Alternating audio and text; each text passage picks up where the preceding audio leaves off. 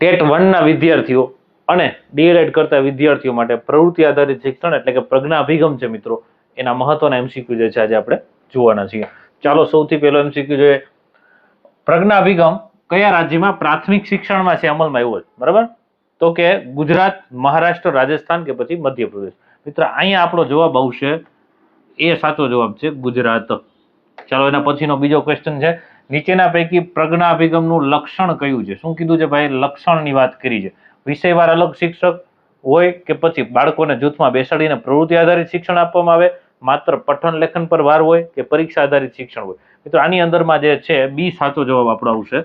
બરાબર, કે બાળકો જે છે એને જૂથમાં બેસાડી અને પ્રવૃત્તિ આધારિત શિક્ષણ કરવામાં આવે છે.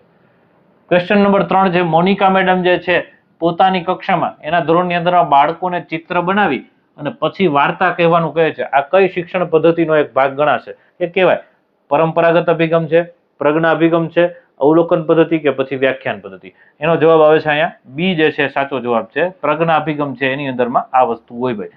ચાલો એના પછીનો પ્રશ્ન જોઈએ, પ્રજ્ઞા અભિગમમાં અભ્યાસ કયા ક્રમમાં થાય છે ભાઈ?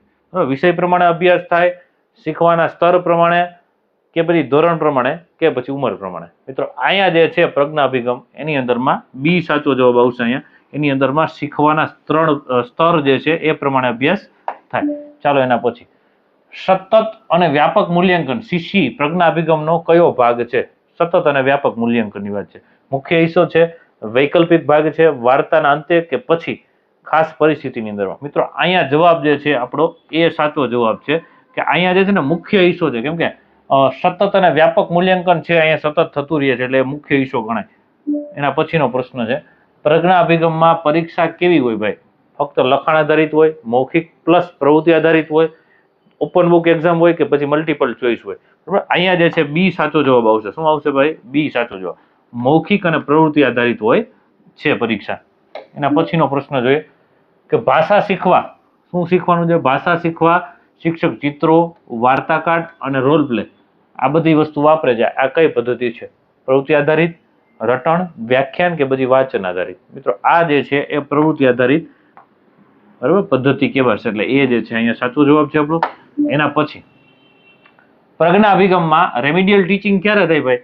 તો કે બાળક પાછળ રહી જાય ત્યારે, અભ્યાસ પૂરો થાય ત્યારે, વર્ષના અંતે કે પછી રજાની અંદરમાં?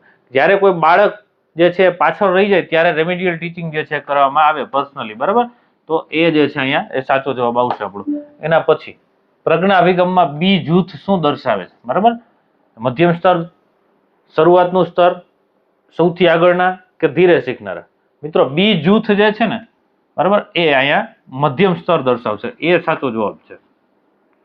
એના પછી જોડકા જોડવાના શું કરવાનું ભાઈ? જોડકા જોડવાના. ચાલો જોડીએ. હવે સ્ટાન્ડર્ડ 1 છે ગુજરાતી, બરાબર, તો એ સ્ટાન્ડર્ડ 1 જે છે એ ગુજરાતીની અંદરમાં 2 આવશે. બરાબર, એનો કલર કેવો હોય? તો કે પીળો કલર હોય. પછી ગણિત જે છે બરાબર સ્ટાન્ડર્ડ 1 નું જે ગણિત જે છે એનો કલર કેવો હોય? તો કે ભાઈ એનો વાદળી કલર હોય મારા વાલા. એના પછી ગુજરાતી જે છે બરાબર સ્ટાન્ડર્ડ 2 નું બરાબર, તો એની અંદરમાં શું હોય? તો કે એની અંદરમાં સ્ટાન્ડર્ડ 2 નું ગુજરાતી છે એનો ગુલાબી કલર હોય અને ગણિત જે છે એનો છે એ લીલો કલર હોય સ્ટાન્ડર્ડ 2 નો. બરાબર, હવે આ રીતે આપણે જે જોડકું જોડ્યું જોઈએ આની અંદરમાં કયો આપણો સાચો જવાબ છે? પહેલાની સામે 2. ચાલો ક્યાં છે? અહીંયા છે, અહીંયા નથી, અહીંયા નથી, અહીંયા નથી. બરાબર, બીજાની સામે શું કીધું છે? બીજાની સામે 4, ત્રીજાની સામે 1 અને ચોથાની સામે 3. એટલે એ જે છે મિત્રો અહીંયા સાચો જવાબ આપણો આવે છે. એના પછી છાબડી કઈ વસ્તુ છે? છાબડી કઈ વસ્તુ છે? પ્રજ્ઞાની કીટ છે, ટિફિન બોક્સ છે, બેગ છે કે પછી નોટબુક છે? છાબડી જે છે પ્રજ્ઞા અભિગમની અંદરમાં પ્રજ્ઞાની કીટ હોય ભાઈ. શું હોય? એટલે એ જે છે અહીંયા સાચો જવાબ છે, પ્રજ્ઞા કીટ છે. એના પછીનો પ્રશ્ન છે, પ્રજ્ઞા અભિગમમાં ઘોડો શું દર્શાવે? બરાબર, ઘોડો રમવાનું કોઈ સાધન નથી, અહીં બેહીને ઘોડા ઉપર તબડક તબડક કરવાનું. ઘોડો જે છે એ અહીંયા લેવલ ચિહ્ન દર્શાવે છે, રમકડું દર્શાવે છે, શિક્ષક દર્શાવે છે કે પછી પાઠ્યપુસ્તક? મિત્રો અહીંયા જે છે ઘોડો એ લેવલ ચિહ્ન દર્શાવશે. શું દર્શાવશે? એટલે એ સાચો જવાબ છે આપણો. એના પછી ઘોડાનો રંગ શું દર્શાવે? હવે ઘોડો હતો ને હવે ઘોડાનો રંગ છે ભાઈ, એ શું દર્શાવે? શીખવાની સ્થિતિ દર્શાવશે, પુસ્તકનો કલર દર્શાવશે, જૂથનું નામ કે પછી શિક્ષકનું નામ છે દર્શાવશે? મિત્રો અહીંયા જે છે એ સાચો જવાબ છે આપણો. કયો છે? એ સાચો જવાબ છે, શીખવાની સ્થિતિ. એના પછી પ્રજ્ઞા અભિગમમાં એક પ્રવૃત્તિ માટે સમય કેટલો રાખવામાં આવે છે? એક પ્રવૃત્તિ માટે કેટલો સમય હોય? 20 થી 25 મિનિટ હોય, 10 મિનિટ હોય, 40 મિનિટ હોય કે 1 કલાક હોય? બરાબર, તો અહીંયા જે છે સમય 20 થી 25 મિનિટ હોય ભાઈ એક પ્રવૃત્તિ માટે. એટલે એ જે છે આપણો સાચો જવાબ અહીંયા આવશે. આ તો એની ભરમાર ચાલે જો મિત્રો. ત્યાર પછી છે સામગ્રી અને ઉપયોગ. બરાબર, હવે શબ્દ કાર્ડ છે, તો શબ્દ કાર્ડનો ઉપયોગ શું થાય ભાઈ? તો કે ભાષા શિક્ષણની અંદરમાં એનો ઉપયોગ થાય.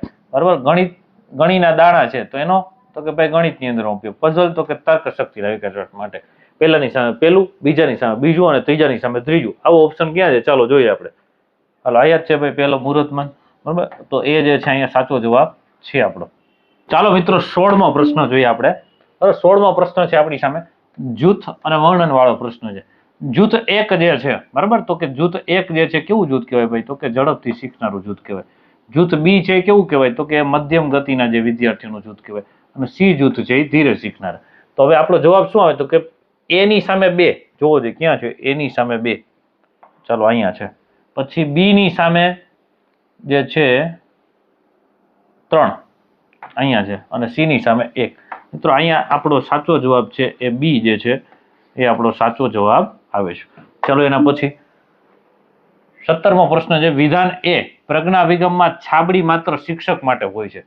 કારણ આર આપ્યું છે, કારણ કે તેમાં માત્ર શૈક્ષણિક નોંધો રાખવામાં આવે છે. બરાબર, તો એનો જવાબ શું આવશે? તો કે એ અને આર બંને સાચું, એ અને આર બંને ખોટું. એ સાચું પરંતુ આર ખોટું, અને એ ખોટું પરંતુ આર સાચું.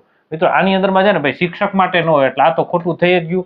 બરાબર, એમાં શૈક્ષણિક નોંધો જે રાખવામાં ન આવે. બરાબર, એટલે બીજું જે છે એ પણ ખોટું. એટલે અહીંયા જે છે બી સાચો જવાબ છે. એ અને આર બંને ખોટા છે, હાવ ખોટા છે ભાઈ, ખોટા નહીં. હાલો એના પછી વિધાન એ, એની અંદરમાં શું કીધું છે? સ્ટાન્ડર્ડ 1 ધોરણ 1 ના ગુજરાતી પુસ્તક જે છે એનો પીળો રંગ હોય. અને કારણ શું આપ્યું છે? કે કારણ એ છે કે રંગોથી વિષય અને ધોરણ સરળતાથી ઓળખી શકાય. બરાબર, આવું આપ્યું છે. હવે આનો જવાબ છે શું આવશે? તો કે એ અને આર જે છે ને મિત્રો બંને સાચું. આર એ એનું યોગ્ય કારણ છે. કે પછી 1 અને આર બંને સાચું પરંતુ આર એ એનું યોગ્ય કારણ નથી. કે પછી 1 સાચું પરંતુ બી આર ખોટું, એ ખોટું અને પરંતુ આર સાચું. મિત્રો અહીંયા આપણો સાચો જવાબ છે ને એ આવશે. શું આવશે? એ આવશે. એ અને આર બંને સાચા છે અને આર એ નું યોગ્ય કારણ છે. બરાબર છે. ચાલો એના પછીનો પ્રશ્ન જોઈએ કે તમે ધોરણ 2 ના ગણિતના પાઠમાં બાળકોને ગણતરી શીખવવા માંગો છો. શું કરવા માંગો છો? ગણતરી શીખવવા. તો પ્રજ્ઞા અભિગમ મુજબ તમે શું કરશો? તો કે બધા બાળકોને બોર્ડ પરથી ઉદાહરણ લખાવશો, મણકા અથવા ગોટી વાપરી ગણતરીની પ્રવૃત્તિ કરાવશો, કે માત્ર ખાલી પેપર પર પ્રશ્નો લખવાની પ્રેક્ટિસ આપશો, બાળકોને ઘરે પ્રેક્ટિસ માટે મોકલી દેશો. હવે આની અંદરમાં મિત્રો સાચો જવાબ છે આપણો એ બી આવશે. કારણ કે અહીંયા પ્રવૃત્તિ આધારિત શિક્ષણની વાત છે મારા વાળા. મણકા અથવા ગોટી વાપરી કે એની ગણતરી કરવા માટે પ્રવૃત્તિ કરાવશો. બરાબર, ગણતરી કરીને. એના પછી છે 20મો ક્વેશ્ચન છે પ્રજ્ઞા અભિગમમાં જૂથ વિભાજન માટે નીચેની પ્રક્રિયાનો યોગ્ય ક્રમ પસંદ કરવો. બરાબર, જૂથ વિભાજન માટેનો યોગ્ય ક્રમ છે. બરાબર, તો કે ભાઈ બાળકોની શૈક્ષણિક ક્ષમતા ચકાસવી. બરાબર, તો કે ભાઈ એનો પહેલો જ ક્રમ આવે. બરાબર, પછી જૂથનું નામ આપવું એનો એ બીજો ક્રમ. બરાબર, સતત મૂલ્યાંકન કરવું તો કે ત્રીજો ક્રમ. બરાબર, અને જરૂરી હોય ત્યારે જૂથ બદલવું. બરાબર, ચોથો ક્રમ. એટલે ક્રમમાં જ છે મારા વાલા ચારે ચાર. જોયો છે અહીંયા કયા ક્રમમાં છે? તો કે પહેલો, બીજો, ત્રીજો અને ચોથો ક્રમ અહીંયા છે. એટલે બી જે છે એ આપણો સાચો જવાબ છે. આ ક્રમ છે યોગ્ય ગોઠવેલો જ છે. એટલે બી સાચો જવાબ આવે છે. એના પછીનો પ્રશ્ન જોઈએ 21મો પ્રશ્ન છે તમારા સ્કૂલમાં એટલે કે તમારી સ્કૂલની અંદરમાં 5 બાળકો એક જ જૂથમાં લાંબા સમયથી છે. ઘણા સમયથી 5 બાળકો જે છે એકને એક જૂથમાં છે, પરંતુ તેમના સ્તરમાં હવે ફેરફાર આવ્યો. શું થયું છે? ફેરફાર આવ્યો સ્તરની અંદરમાં. શું ફેરફાર કેવી રીતે છે જોઈએ. વિધાન એ જૂથ વિભાજન બદલવું જોઈએ. કે કારણ છે એનું કે જૂથો હંમેશા ફિક્સ રહેવા જોઈએ જેથી બાળકો એકબીજાને ઓળખે. બરાબર, આની અંદરમાં શું જવાબ આવે છે? તો કે ભાઈ પહેલું વિધાન જે છે અહીંયા શું છે? ખરેખર જોઈએ ને તો પહેલું વિધાન જે છે શું છે? એ સાચું છે. બરાબર, પરંતુ આ બીજું વિધાન જે છે ને એ ખોટું છે. શું કામ? કે ભાઈ અહીં એકબીજાને ઓળખવાની વાત એમાં ન લેવાની. તો આવું ક્યાં છે? પહેલું સાચું ને બીજું ખોટું. એ અને આર બંને સાચું, પહેલું સાચું અને આર જે ખોટું. બરાબર, અહીંયા જે છે જો બી સાચો જવાબ છે આપણો મિત્રો.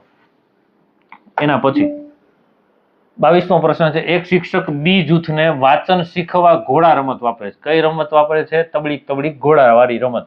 બાળકો મજા સાથે શીખી રહ્યા છે, પરંતુ 3-4 બાળકો હંમેશા છેલ્લા આવે, મોડા આવે. ટૂંકમાં આ પરિસ્થિતિમાં શિક્ષકે શું કરવું જોઈએ કે શિક્ષક શું કરે ભાઈ, તો કે બાળકોને અલગથી પ્રેક્ટિસ કરાવવી જોઈએ, રમત બંધ કરી દેવી જોઈએ, બધા જૂથને સજા આપવી જોઈએ, બરાબર, કે રમત બદલી દેવી જોઈએ. તો અહીંયા જે છે ને શિક્ષકે એ બાળકોને અલગથી જે છે ભાઈ પ્રેક્ટિસ કરાવવી જોઈએ, એટલે એ સાચો જવાબ આપણો આવશે. એના પછીનો પ્રશ્ન છે વિધાન એ પ્રજ્ઞાભિગમમાં શિક્ષક માત્ર માર્ગદર્શન આપે છે, શિક્ષણનું કેન્દ્ર છે એ કોણ છે ભાઈ, બાળક છે. 100% વાત સાચી છે. કારણ આર શિક્ષક બાળકોને સીધા લેક્ચર આપે છે, બરાબર. તો અહીંયા મિત્રો જે છે એ આ વિધાન એ સાચું છે અને આર કારણ જે છે ને એ ખોટું છે, બરાબર. ડાયરેક્ટ લેક્ચર ન હોય મારા વાલા આપવાનું, એટલે વિધાન એ સાચું અને આર ખોટું. ક્યાં છે? ચલો બી છે, અહીંયા બી ની અંદર એવું છે, એટલે બી જે છે આપણો સાચો જવાબ આવે છે. એના પછી પ્રજ્ઞાભિગમમાં જૂથના બદલે રંગ દ્વારા વર્ગીકરણ કરવામાં આવે છે. એના આધારે કરવામાં આવે? જૂથના બદલે રંગના આધારે. તો તેમાં સૌથી મોટો જોખમ કયો રહેશે, બરાબર? સૌથી મોટો જોખમ જે છે બાળકોમાં સ્પર્ધા જે છે ઘટી જશે, કે પછી શિક્ષક છે એ જૂથ ફેરફાર સરળતાથી જે છે કરી શકશે, કે પછી શું કીધું છે પાઠ્યપુસ્તકનો રંગ ગોટાળો થઈ જશે, કે પછી છાબડીનો ઉપયોગ ઘટી જશે. આની અંદરમાં મિત્રો આપણો જે જવાબ આવે છે એ બી સાચો જવાબ છે. કયો છે? બી સાચો જવાબ છે. જૂથ ફેરફાર સરળતાથી કરી નહીં શકે શિક્ષક.